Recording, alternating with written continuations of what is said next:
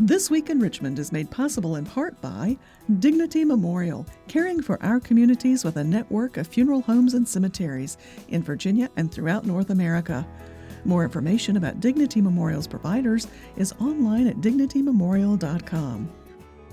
The Virginia Chamber of Commerce, the voice of the Virginia business community, working in legislative, regulatory, and political arenas to promote the free enterprise system. Information at vachamber.com. Virginia hospitals and health systems provide jobs. They support our economy and promote public health.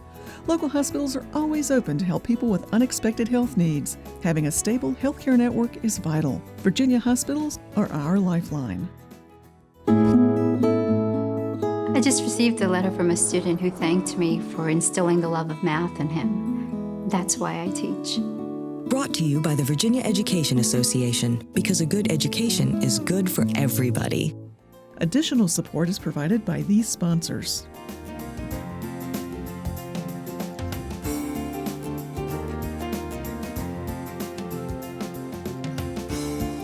And by the members of Virginia's public television stations. Thank you.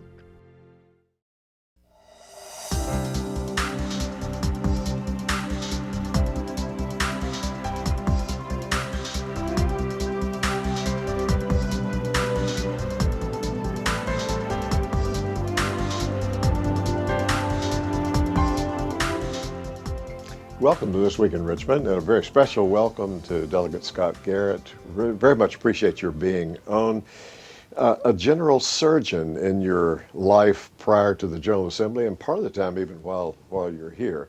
We'll not talk about surgical issues right now. Talk about what's happening here at the state capitol, the issues that you're working on even between now and the 2017 session. So start, Scott, any place you want to, either with 2016 session or just what's happening right now. Sure, David. Thank you for having me today. I always enjoy being a guest on your show. My sense in the General Assembly is we're moving away in the public health arena, moving away to a certain extent from some of the physical health issues that we've dealt with over the past into a lot of the mental health issues that are really front and center. A lot of that is being driven by events that are happening not just here in the Commonwealth, but across the nation, frankly, that do more than simply disturb us as a people. They anger us at many times, and much of it are things that we simply can't understand. So there is a lot of work that's being done now, and I've been involved in a number of these efforts to begin to have even deeper conversations on the delivery of mental health services across the Commonwealth and what that future is going to look like. So a lot of my effort here and leading up until 2017 and beyond will be in that arena. And working in a very special, I think sometimes it's referred to as the Deeds Commission, that Yes, way, sir. but it has a more official name. That you're one of the goals and tasks that you've undertaken is to try to determine just what are some of the best practices that are taking place. Surely. So the Deeds Commission began through a legislative effort in 2014 through the General Assembly to establish a statewide task force, a statewide group of legislators, Republicans and Democrats, House of Delegates and Senate, to specifically look comprehensively at all of mental health services provided across the Commonwealth. As you and your listeners know, we have 40 community service boards. Our community service boards are quasi-governmental groups that effectively partner with in the localities to be a conduit for a lot of those different services. It became readily apparent to those of us on you mentioned the Deeds Commission. It was Senate Joint Bill 47, so some call it SJ 47. On that commission, it became readily apparent that there's a tremendous variability in the services that are being provided by each of these different community service boards statewide. I had a long conversation with Senator Deeds during this past session, and he has restructured, he chairs this commission that goes by his name. He has restructured that into 4 different working groups, one of which I'll be chairing, which is going to be dealing with the emergency services and looking at currently what's being done And just as importantly, what would the best, as you mentioned, the best management practices be across the Commonwealth? Again, regardless of your zip code, we have the same needs in South Side and Southwest and Virginia and along the valley as we do in Northern Virginia, here in Richmond, or in the Tidewater area. I know you're just getting into that particular aspect, but you've been working on this issue for some time. Is it too much of a generalization to say that in the major urban areas there are better services than in some of the more rural areas, or is that really not the correct? I would say it's probably more a function of where the need is. In other words, typically yes. in those more congested areas, you're more likely to have a greater need. You're going to concentrate yes. those individuals that have service needs that may or may not necessarily be being met. We have areas in the Commonwealth that are not necessarily the most affluent, and yet it's typically the individuals that are working in that arena, the providers themselves, that are just world class, and they are stepping up and providing services at an even higher level. Fairfax Community Service Board gets $115 million a year from their locality towards their Community Services Board. That's larger than the budget of many of our towns and counties across the Commonwealth. So you would think intuitively that with all those additional resources, they should be able to meet a lot more of the needs.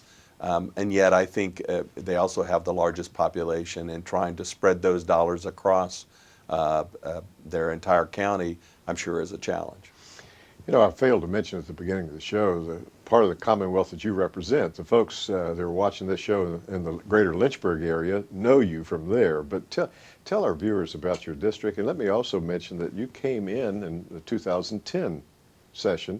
And if anyone looks at the number of your colleagues that came in that year, there are still, I believe, 18 of you from Yes. that particular class. And 2010, now 46th in seniority. So I tell some friends when they talk about term limits that, well, you can argue and debate that issue, but there's a great deal of turnover in the General Assembly. And so a group that came in your year, I think the most senior one of your class is 39th. Surely. And so, but what about the district that you represent? So as you said earlier, I am a general surgeon, although retired 11 years ago, in the city of Lynchburg. And my district, the 23rd House District, is made up of parts of the city of Lynchburg, Bedford County, and Amherst County. So we're in the very central part of central Virginia. And there has been a great deal of turnover in both the House of Delegates and the Yes. Virginia Senate, considerably so in the last year in the Virginia Senate. We were speaking earlier about that institutional knowledge and how critically important that is. It's set aside party politics, Republican and Democrat, knowing how the institution works and has prevailed over these many years is critically important, and losing that seasoned leadership doesn't go unnoticed. You are brought to Richmond today because of an Appropriations Committee meeting, and we should remind our viewers that Appropriation meets practically every month during the year, maybe taking some part off in the summer. Yes. The Commission on Mental Health and others will be having meetings, and it's an excellent time for constituents to be talking with the people who represent them about whether it's about appropriations matters or other matters that they're concerned about. It truly is, David, and I've said this many, many times. The world is run by those who show up. The world Yes. is run by those who show up. And I encourage all Virginians to show up, to speak their mind, to stand up for what they believe in. Every one of us is born differently, and we have a different march and a different path in this world. We all have different value sets, and those values are critically important. And I think we all need to stand up and speak out for that. Richmond continues to be abuzz, even though the General Assembly has adjourned for this 2016 year. There's still a lot of work that goes on, and a lot of conversations, and a lot of meaningful interaction to try to make sure that we get it right. At the end of the day, a lot more work is done during the off session than during in session sometimes. You know, many issues take more than one session, Yes. some more than two before they really catch on with people in both chambers and pass and the governor signs them. Are there some particular issues that you're thinking about, maybe have worked on in the past or would be working on as we get even closer to 17? You know, probably the issue that still is a bit of a hot potato, if you will, in the area of, you mentioned health and public health, is the issues with the hospitals and the certificate of public need. The challenges that we have in many of our communities, our hospital systems, of which we have 30 statewide, are the largest economic engine for those communities. They're the largest employers. We are so blessed in the Commonwealth to have world-class doctors and nurses and hospital systems, and we are mindful of that. And frankly, sometimes I think we take it for granted. And here is an opportunity we have to hopefully get it right and make sure that we can secure the public health for all Virginians, at the same time be mindful that there are economic consequences to all of the actions. So last year, a lot of effort put into place to try to address the issues with compensation for health services, conversations between the health insurance folks and the hospital folks and the provider community, the various different provider communities, and those conversations continue today. It's going to make for an interesting session and really a time for constituents, and I'm sure you're hearing from them already, to be talking with you about this issue that you've mentioned and even about others. Absolutely, and again, the world is run by those that show up, and oftentimes it's not necessarily the squeaky wheel, but I think that does help focus some of our attention to a particular issue, and sometimes walking down that path opens up new verandas and opportunities for us all. Lord knows, David, we've got plenty of challenges out there, but I'm the eternal optimist, and I think we need to continue to focus on the opportunities, acknowledging challenges exist, and there's still some tremendous future for all of us, frankly. You know, last week I was with a group of sixth graders, and as they were talking, I was a bit concerned because they were not just implying, they were stating that really it's the moneyed interest that controls what happens in Richmond. And I listened for a while, and then I entered into the discussion with them.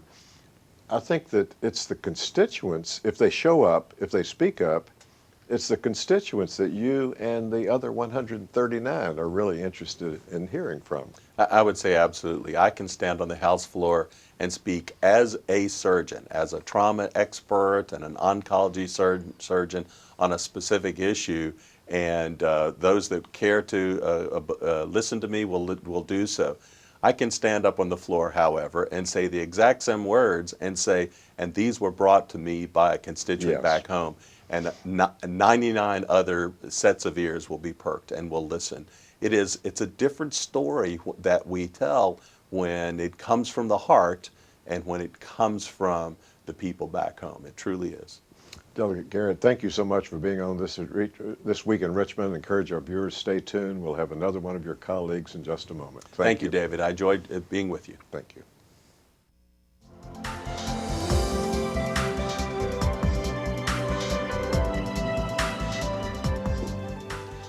Welcome back to This Week in Richmond, and delighted to have Senator John Edwards here. The day we're talking, it happens to be a Code Commission meeting, and people can look up the Code Commission, they can learn about it, but we won't take our time to talk so much about it, because there's any number of other issues that you would like to bring to our viewers' attention. So start off the list. Well, you know, a hot issue is the restoration of rights by the governor, and I applaud the governor for what he's done, restoring the rights of something some people think around 206,000 felons in Virginia, many of whom have not had their rights restored for, you know, ever since they were released from prison 10, 20, 30 years ago. And each could apply individually, but of course it's laborious to do that. So what the governor said, let's go ahead and on a class-wide basis restore the rights to all of those that have completed their sentence, their parole time, and do it on a class-wide basis. Now this is not unprecedented. Actually, Governor McDonald did the same thing with a lower number of people in a class. And what the governor has done is to say, I have the executive authority in the Constitution to remove political disabilities as a consequence of conviction. It doesn't say he has to do it on an application by application basis. He can do it on a class-wide basis, and he did, and I'm glad he did, because Virginia has a long history, that's not a good history, of limiting the right to vote. We've had the poll tax and the literacy tests that were thrown out by the Supreme Court in the 60s. And since 2010, we've had added, you have to have an ID card now, you have to have a photo ID card. And so by restoring the rights on a class basis to those who have completed their sentence, and this, by the way, does not reduce anybody's sentence. It's not a matter of cutting a person's sentence.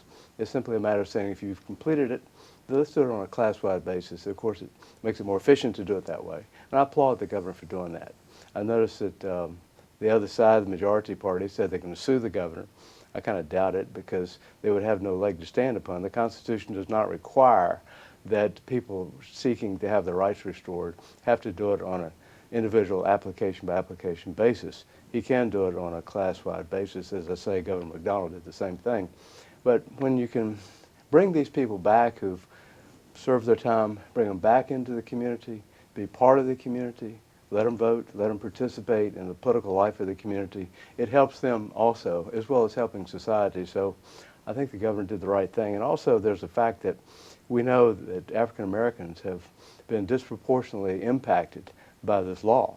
And so by restoring the rights of on a class basis of those who've completed their sentence to vote and participate in society fully, I think he's moving Virginia forward. So I'm very proud of the fact that he did this.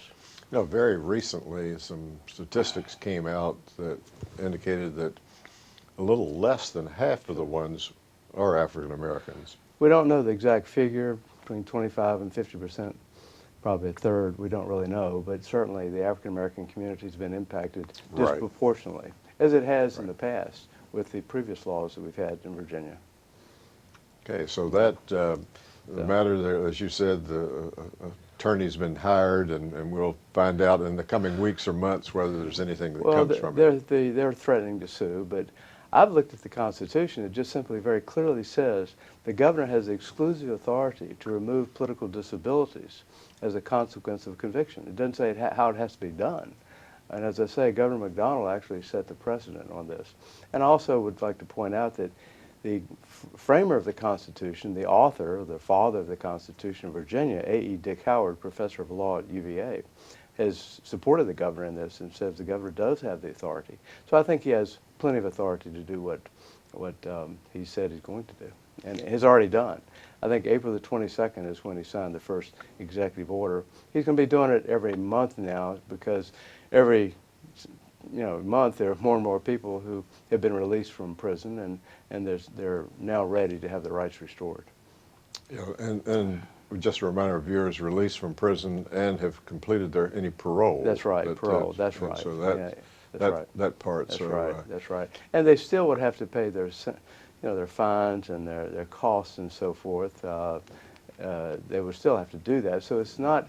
He's not reducing anybody's sentence by doing this. He's just simply saying if you've completed your time, your parole, then you should get your rights back. I was having a conversation with some members of the House on this show, and it was about the time that a very conservative columnist who seen primarily, I think, in the Richmond Times-Dispatch, it may be picked up around the nation, A. Barton Hinkle, contended that the governor didn't go far enough, that he didn't restore the right to have firearms. Well, that's right. He did not do that. If you want your firearm rights back, then you have to go to court. And there's also a federal law regarding if you're convicted of a felon under federal law, you cannot possess a gun. So he did not change either the state law in this area. He certainly didn't have the authority to change the federal law either. Okay, well, thank you. Now, what about some of the other issues that you're working on and concerned about? Well, this, by the way, is the 15th anniversary of the Roanoke Higher Education Center. I'm very proud of this. We opened it up in 2000. It's sometimes called a new model for the new millennium because it's a new way of delivering higher education. We have about 2,000, 2,500 students on each semester taking courses with 14 colleges and universities and workforce training programs in Roanoke at the Roanoke Higher Education Center. We took the old Norfolk Southern building and converted it and rehabbed it, preserved it. And in addition to that, we have built the Culinary Arts Institute next door, the old Henry Street, the center of the African American culture in Virginia for many years. And that has now been rehabbed, and Virginia Western is providing a Culinary Arts Institute. In fact, it's been so successful, 200 students each semester getting an associate's degree in the culinary arts, that Virginia Western wants to double the size, so we have money, $5.2 million, to double this physical size on Henry Street of the Culinary Arts Institute. So I've been very proud of the Roanoke Higher Education Center and how it's continued to grow. Over 9,000 people have received degrees, either bachelor's or master's degrees, or in some cases PhDs, as well as certificates in workforce training programs at the Roanoke Higher Education Center. It's been very, very important. Also in Roanoke, we received in the bond package this year $4.6 million to double the physical size of the Research Institute. If you may remember, in 2008, with a bond package under Governor Kane, we created a School of Medicine, Virginia Tech and Carilion, and the third class is graduating this year, 42 students. And by the way, that School of Medicine has been fantastic, 4,600 applications for 42 positions. But in addition to the School of Medicine, at the same time we created the Research Institute, again, Virginia Tech Carilion partnership. And the Research Institute has been so successful, we got the funds to double the size. We have 250 research scientists from all over the world studying the brain, studying fields of neurology, autism, Alzheimer's, a whole host of issues regarding the neurological system. We brought in Michael Friedlander from Houston, a top brain researcher, and he's brought in all these fantastic research scientists. So with this new money, $46 million, plus Carilion and Tech are putting in another $21 million, we should double the physical size of the Research Institute. Instead of having 250 scientists, we hope in a few years another 500 scientists altogether. In addition, it'll be a place for students at Tech. We expect maybe 600 students, undergraduates and graduates, to come to Roanoke and study neurology and work with the research scientists. So this is going to be transformative.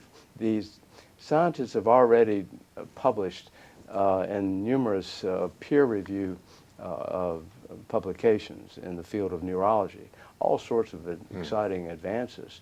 32 patents pending. I mean, this is a transformative thing for the Roanoke region to bring in these kinds of research scientists. Right. They're creating an innovation district. It's called a Health Science and Technology Innovation District. That's what they're starting to call it. Whereas you have people in the same field collaborating with one another to advance the understanding of science and the field of biology and the field of medicine, especially in this particular case in the field of neurology. So I think this is going to help people. It's already helping people worldwide, but also it's going to help transform this to the Roanoke region. Roanoke, I think, in the future, in a few short years, will be called the brain research capital of America. And it's coming very rapidly. We're also moving forward with Amtrak. Oh, yes. Amtrak's coming next year, 2017. I expect this time next year, I'll be talking about taking a trip from Roanoke to Boston on Amtrak. All aboard will start sometime, we hope, next spring maybe. The money is there to build a high platform to be ADA compliant, and we hope at 6:20 in the morning you can get on an Amtrak train and have same seat service all the way up the Northeast Corridor to New York, Boston, places like that. And so I think this will be very transformative of our region as well, bringing in tourists and also encouraging businesses to come to Roanoke. And I know the students at Tech and Radford, for example, are very excited about the idea of going to college on Amtrak. And in 3 more years, by 2020, we hope to have Amtrak to the Christiansburg, New River Valley region. We've already picked out a depot where Amtrak will be located between Christiansburg and Blacksburg. So we're very excited about the progress that we're making in the New River Valley and the Roanoke Valley. Well, thank you very much, Senator Edwards. You certainly have described the star city of the South. That's so right. Thank you. Appreciate your being on Thank This you. Week in Richmond. Thank We'll look forward to having you back. Thanks for having you. me. Thank you.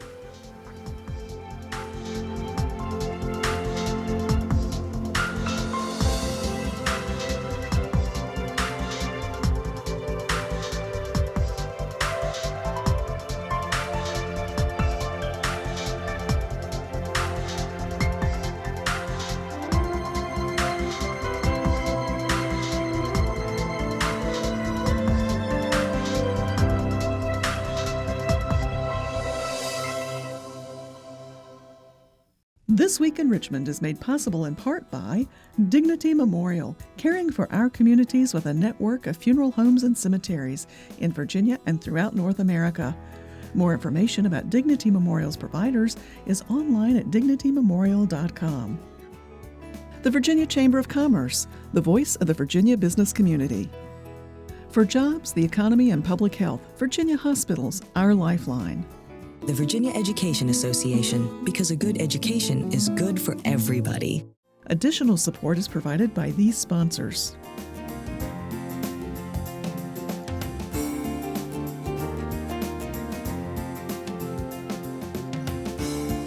And by the members of Virginia's public television stations. Thank you.